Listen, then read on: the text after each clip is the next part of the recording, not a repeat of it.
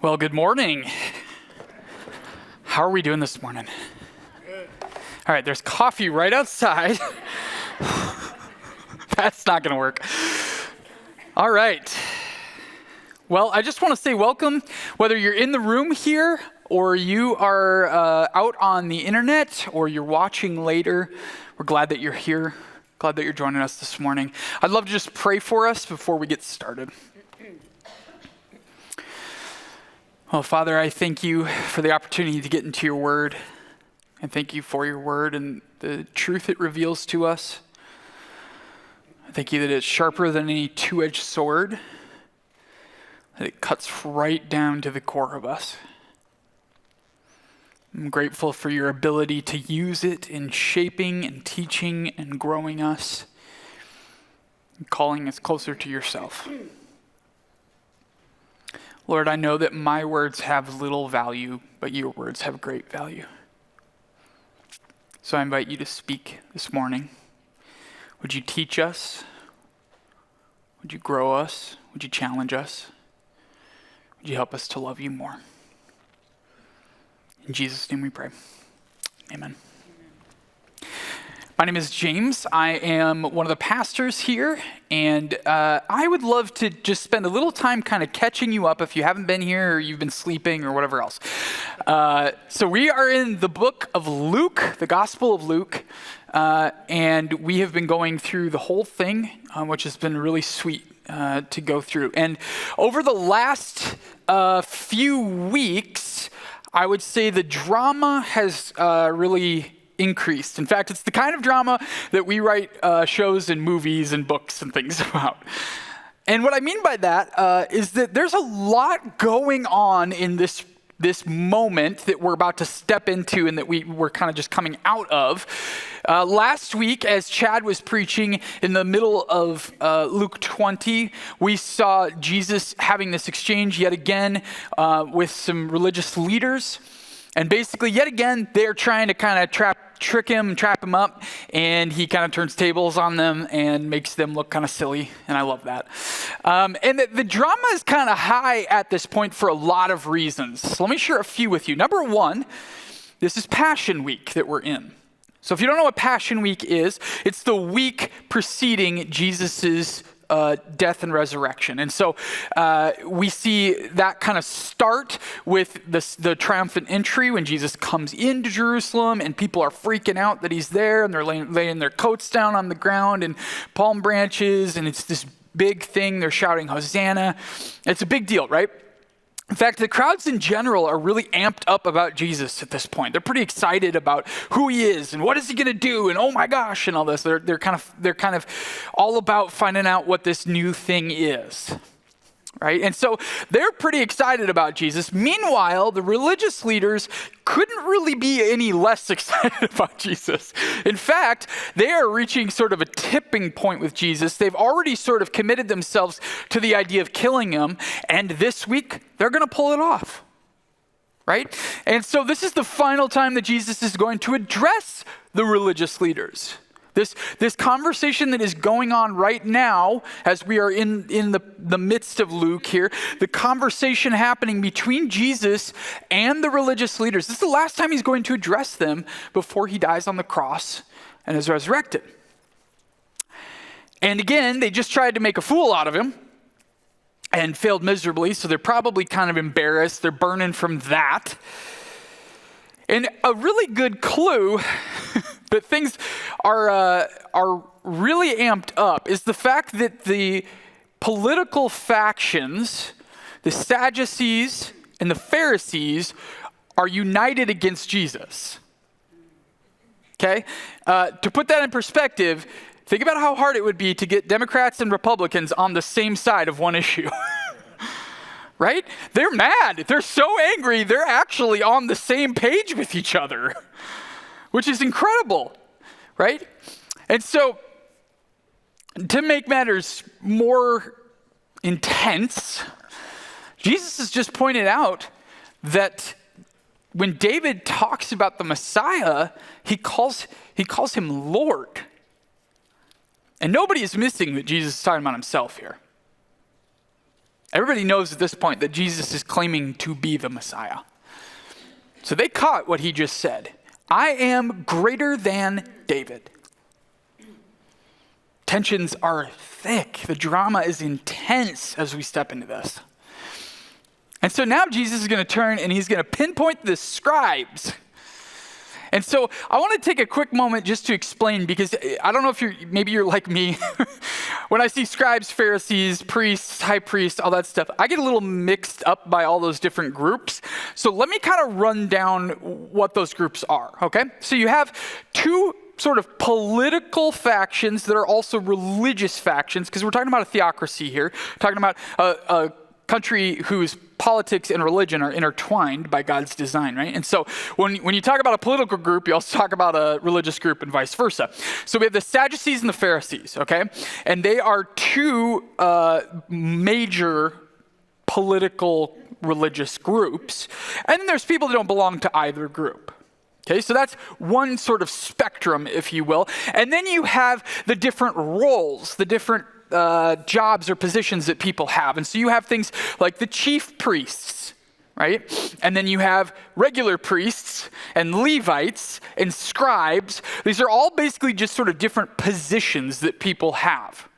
The Levite thing being a little different because that's heritage, but you get the gist. And so basically, when you start to see him calling out these different groups, they each have different functions, but they're all sort of uniformly having issues, right? They're uniformly kind of corrupt and missing the point. And so as he goes after the scribes specifically, let's just talk a little bit about what a scribe is, because I think that's kind of helpful to understand. Now, most of us probably are aware that scribes are people who like read and write, and they usually are like copying manuscripts, right? That's kind of the common thing you think of when you think of a scribe, as someone who is going to make copies of, things since they didn't have printing presses, right? But there's more to scribes, particularly in this time and place. See, scribes have become the experts of the law. They're good readers and writers, and they have to really study hard because of their trade, especially the way that religious manuscripts were copied. There were all kinds of rules, and they had to be very precise and all that. And so God had used scribes in multiple places in the Old Testament for good things, but the scribes have kind of somehow gotten a certain level of elevation. They figured out a way to kind of get themselves some political power and some religious power and some financial power and those kind of things in their work. And so what they have effectively become, and what Jesus describes them in one of the Gospels, is lawyers. They're effectively lawyers. They're people who know the law front and back, and they would answer questions of the law. And in a lot of ways, that's a very practical, helpful thing, but can be a little bit of a problem if you have corrupt human beings doing that. And so they're also taking advantage of this position, this power, this influence that they have. And that's kind of what we're stepping into as Jesus starts to speak to them. So it says this. At Luke 20, verse 45, and in the hearing of all the people, he said to his disciples, beware of the scribes who like to walk around in long robes and love greetings in the marketplaces and the best seats in the synagogues and the places of honor at feasts, who devour widows' houses and for pretense make long prayers. They will receive the greater condemnation. So it was probably around this time that Jesus would have also been pronouncing his 7 woes to the scribes and the Pharisees. If you're familiar with what I'm talking about, great. If not, that's okay. We're not really going to get into it right now. But basically, Jesus listed out 7 things he held against the Pharisees and would occasionally include the scribes in there. But look at the picture that Jesus is casting here of the scribes, right? So first of all, it says, in the hearing of all the people, he said to his disciples, so he basically was speaking very loudly for everyone to hear, beware the scribes who like to walk around in long robes. Now, this is a silly picture from our side of things, because bathrobe is what first comes to my mind when I hear that, and which would be hilarious. But obviously, he's talking about a cultural thing here. He's talking about these fancy long robes that were a sign of affluence and influence. And there may have been a religious context. There's some debate about that. But basically, they were very showy robes, right? It was like really nice, showy clothing, okay? So they loved to walk around in their fancy clothing. They loved greetings in the marketplaces. And this is not like, hey, Bill, right? Like not that kind of a greeting, right? They love being recognized in their status in the marketplace is what we're getting at here. They like to be known. They like to be seen. They like people saying, oh, hello, scribe, like very, very prestigious, well-known kind of thing. It's a showing off thing, right? Similar to the long robes. And the best seats in the synagogues, which they would have gotten by money and influence, right? And then, again, status symbol. And the places of honor at feasts, again, a status symbol, right? If you were put in the greater position of honor, you were more important. Who devour widows' houses, and this one, to me, is the most uncomfortable statement out of all of them.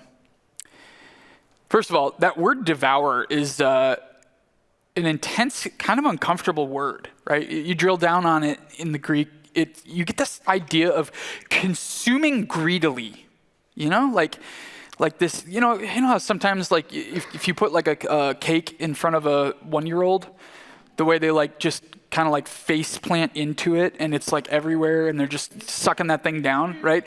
That's what comes to mind in this, right? It's this like uncomfortable gorging thing, right? And widows' houses specifically, and Jesus calls up widows specifically for a reason here, because widows in the Old Testament are the most protected class because they are the most vulnerable class. Over and over again, the Old Testament calls attention on the protection and provision of widows because widows had no way of making money in their society. There was no way for them to take care of themselves. They were fully dependent on their culture to take care of them. And so again and again, God would call attention on them and say, hey, take care of the widows and the orphans. So the fact that the scribes are devouring the houses of widows is disgusting.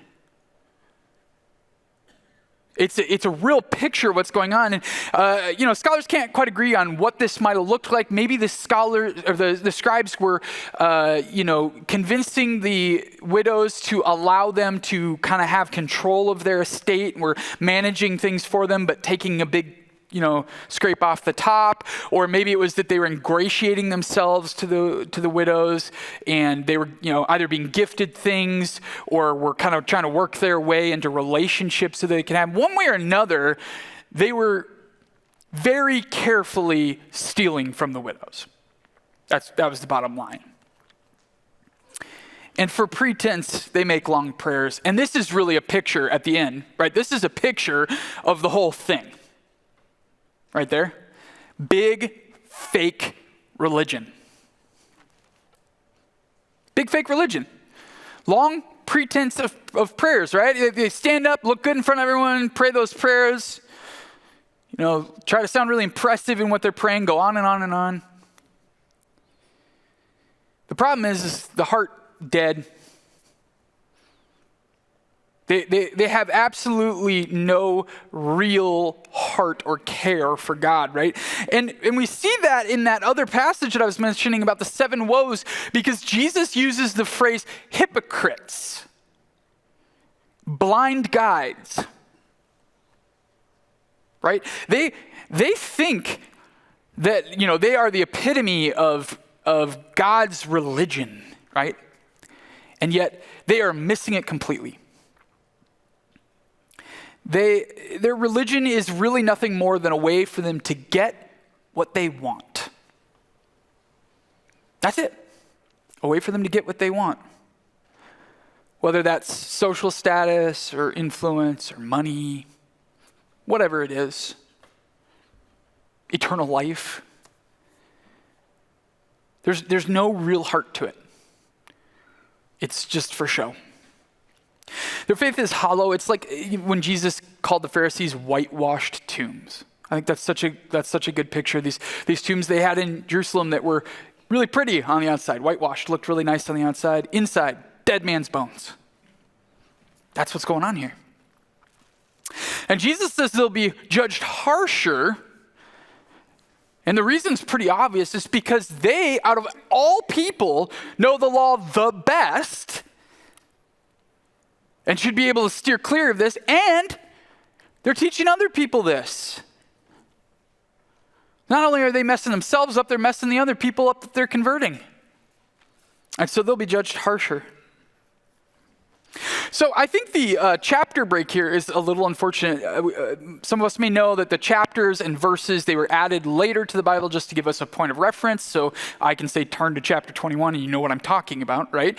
But those weren't originally in the manuscripts. And I think this particular placement for this chapter break is a little unfortunate because I think Jesus is trying to paint, or perhaps Luke is trying to paint a very clear picture here for us between that picture of religion and a different picture. So let's go to chapter 21. Jesus looked up and saw the rich putting their gifts into the offering box. Now, it doesn't say this, and we don't know for sure. Jesus might be talking about some scribes here. Scribes would have been pretty wealthy. So they might be the people that Jesus is observing putting money in the offering box, or it's just some rich people. And it says, he saw a poor widow put in 2 small copper coins, which have as little value as you would expect them to, right? Similar to our copper coins. And he said, truly I tell you, this poor widow has put in more than all of them. For they all contributed out of their abundance, but she, out of her poverty, put in all she had to live on. Consider this incredible contrast between the scribes that he was just describing and this poor widow. There's a drastic difference between these two sets of people, right? She gave all that she had to live on, right? And they were probably giving because they were told to, but they were just, kind of doing what they had to do, given the, bare minimum kind of, well, I don't really need this chunk. I can, wasn't a big deal for them. They were effectively just following the rules.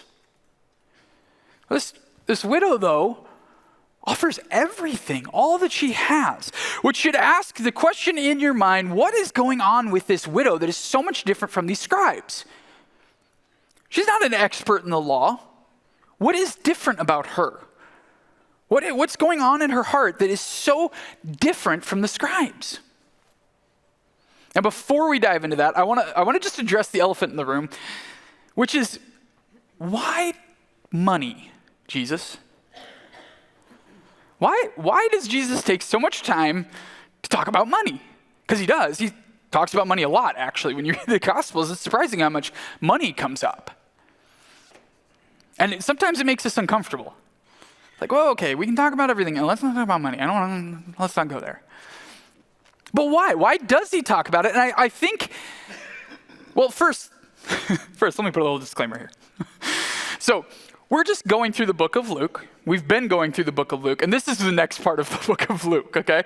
And I know the timing is pretty funny, because just a few weeks ago we were sharing that we're under budget. It's not by plan that we're on this passage now. We haven't designed this or anything like that. It's just that's what happens next in Luke, and we're going to talk about it, right? We're not going to just skip over it or whatever else. It's worth talking about. But I also want to say there wouldn't actually be a reason for us to plan that. And I don't know if you guys caught this, but we are now 15% over budget, which is a big deal. Yeah, that's worth it. There we go. That's really cool. It's really cool that we are now 15% over budget. And the thing that I love about that most, I don't personally have an investment in the budget. I don't have to manage the budget. I don't have to think about the budget, anything else. Chad has to do all that. For me, the thing I like most about that is in my mind, that equates to a 15% increase in responding to Jesus. That's really sweet to me. That is really, really cool. A 15% increase in responding to Jesus. I just think that's really sweet. And so I want to celebrate that it seems like a lot of people have already sort of engaged with the topic of money with Jesus, and that's awesome. We're still going to talk about that. So why does Jesus talk about money? Why does he make such a big deal out of talking about money? I think it's a clue. I think it's a clue to what's going on in our hearts. I think it's a picture of maybe what we care about. And what do I mean by that? Well, Jesus in Matthew 6 during the Sermon on the Mount explains it this way. So let me just quote him. Do not lay up for yourselves treasures on earth where moth and rust destroy and where thieves break in and steal, but lay up for yourselves treasures in heaven where neither moth nor rust destroys and where thieves do not break in and steal. Now catch this. For where your treasure is, there your heart will be also. Where your treasure is, there your heart will be also. And I think if we think about this practically, we can identify that's true. Okay? Easy example. When you pick up a new hobby, what are you generally inclined to do with that hobby? Spend some money on it, right? Because you're excited about it. You're excited about the new hobby, you're going to spend some money on it, right? Or I like to eat, so I spend more money on eating than I should. Right? Like what the things that we're excited about or passionate about or just need or whatever else, that's where our treasure goes.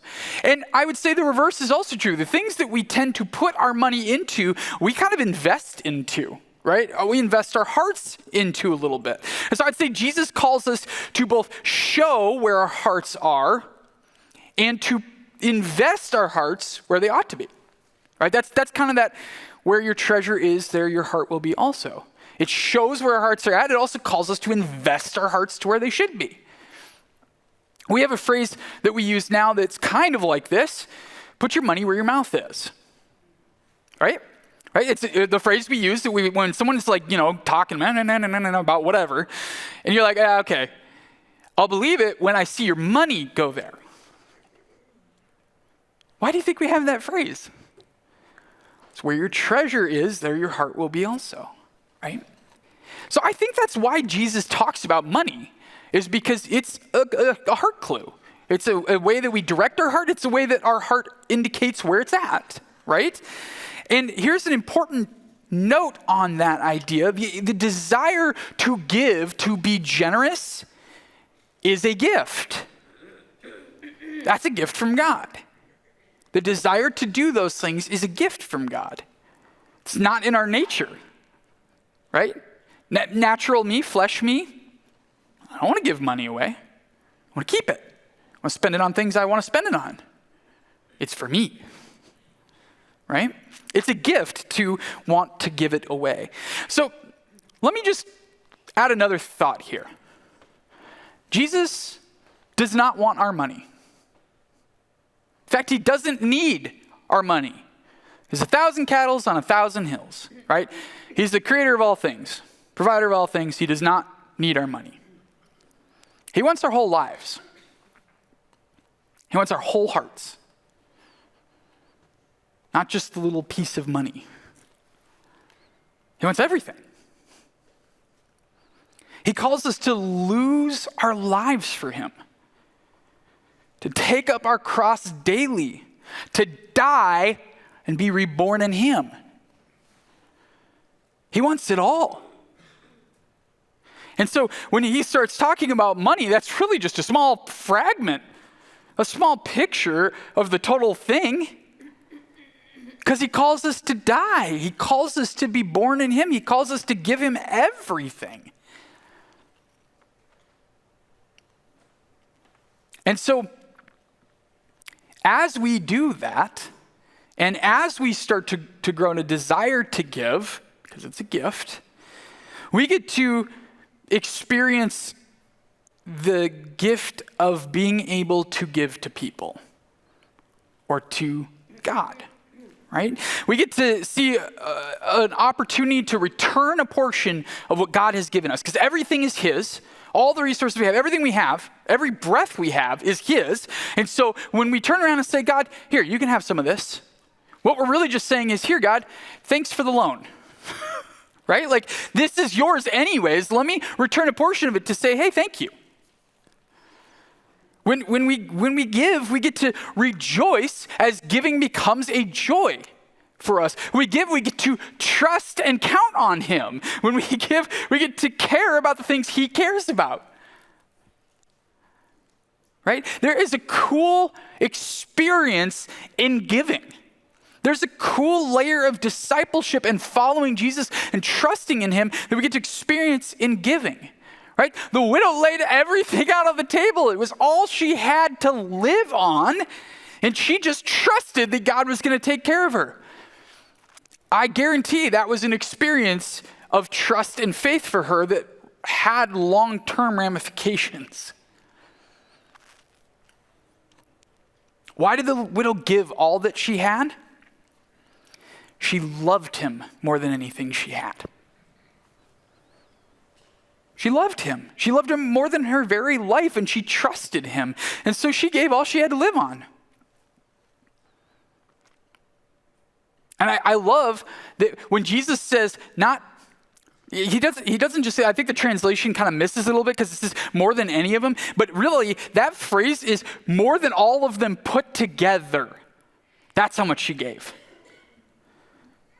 Because she gave all she had to live on.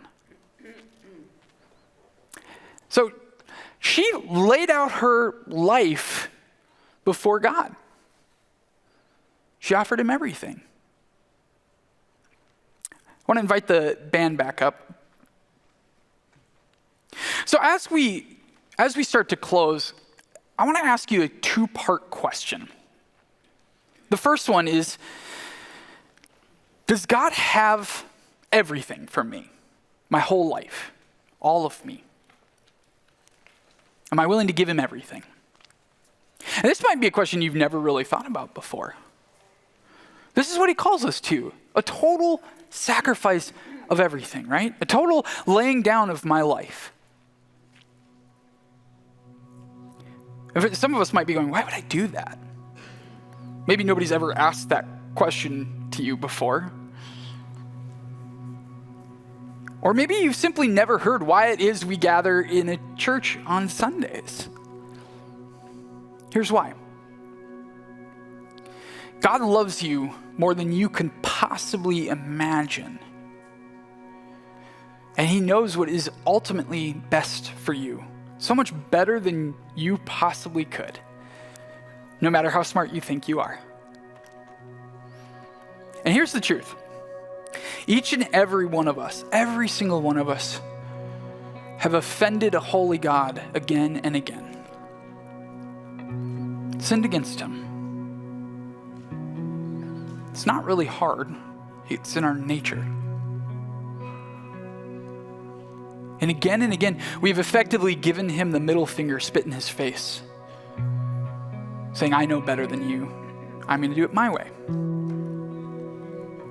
And a holy and just God looks on that and says, I have to do something about this.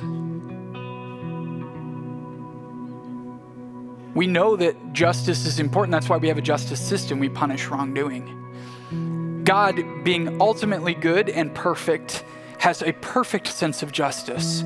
And when he looks on sin, he says that must be punished. And the punishment is hell. And that's where each of us would be going, and that's where the story would end if not for that first part. God loves you more than you can imagine.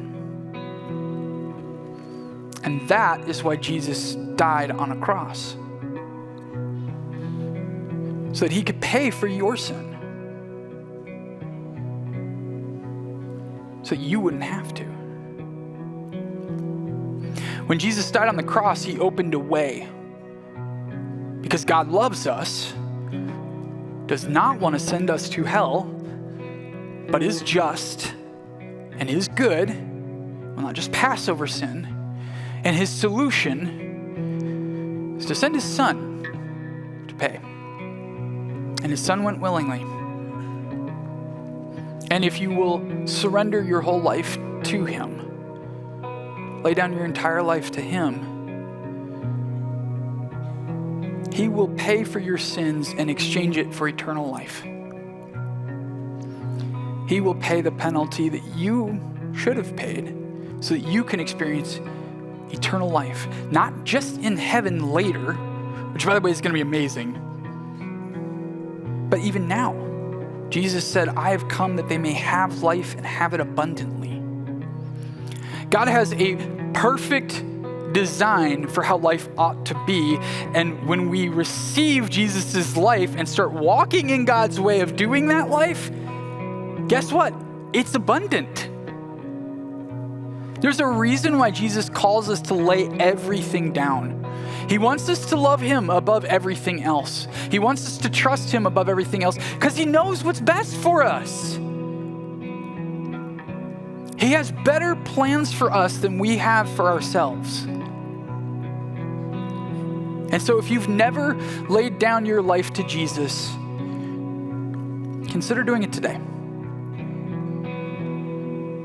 And if you have, consider asking, Lord, is there anything I'm holding back from you in my life?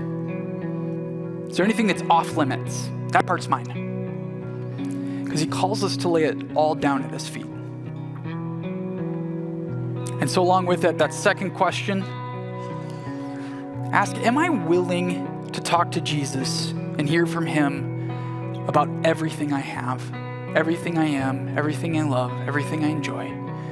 Am I willing to listen to him about those things? Am I willing to talk to him about those things? See, Jesus has a perfect plan for how you'll spend your time, your money, your talents, your relationships, everything. But you have to actually talk to him, hear from him, and listen when he talks to you. He knows what's best for all of us. It says he's working all things for the good of those who love him. We have to trust him. We have to actually trust him with everything. And so ask yourself, am I trusting him with everything? And if not, make a change right now. This isn't about me or anybody else. There's no reports to give, anything like that. This is just between you and God. Your resources, your everything, that's between you and God, no one else. So talk to him. This is an opportunity, not a burden. In fact, the way that Paul says it in 2 Corinthians, he says, each one of you must give as he has decided in his heart, not reluctantly or under compulsion. Catch that. Not reluctantly or under compulsion. Not, oh, okay, well, how much have I got? Not, oh, gosh, I feel bad now. I guess I should. Not reluctantly or under compulsion. For God loves a cheerful giver, a joyful giver, a giver who is excited to bring the gift. That widow was. All she had to live on, and she was excited to do it. She was excited to lay it down at God's feet because she loved him and she trusted him. So don't do it for the wrong reasons. Do it out of joy. Let's pray. Father, I know that the topic of money can often be difficult for us. I also know the topic of laying down our lives can be difficult for us. Mostly for me, I think it's a lack of trust. Thinking that you're for some reason going to take away good things. But I know you are the good gift giver. And when you ask something of us, you do it because it's for our good. So would you help us to stay surrendered to you? Would our whole lives be laid down at your feet? Everything we have, everything we want, everything we are, our relationships, our resources, all of it. Would you speak to us about how we spend those things? And would you help us to do it? Trust you and do it with joy. It's a beautiful thing that we get to serve the living God. It's a beautiful thing that we get to offer you the things you have given us and trust you to take care of us. So would you direct and guide us, our hearts? Would you help us not to do any giving out of compulsion or guilt or whatever else, but simply because we're overjoyed to do it. I thank you, Lord, for the way that you are growing our hearts to be more like yours. And I trust that you are working all things for the good of those who love you. Amen.